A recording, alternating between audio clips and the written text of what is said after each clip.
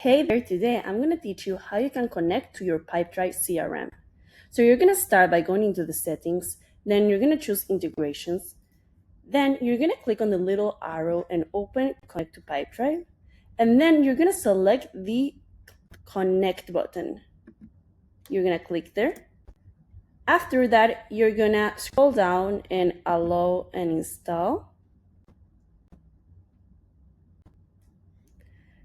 And then you're gonna log in into Alta again. And then your Pipedrive is gonna be connected. After that, you can start setting up your push settings if you want to push contacts, push companies. And for example, if you push contacts and you want them to be push positive reply, you're gonna click there and then fill mapping and add fill. For example, here it can be open deals to be static and be called Alta. So every contact that replies will be pushed into Pipedrive with open deals.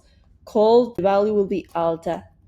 Then same as push companies, you can add fields if needed.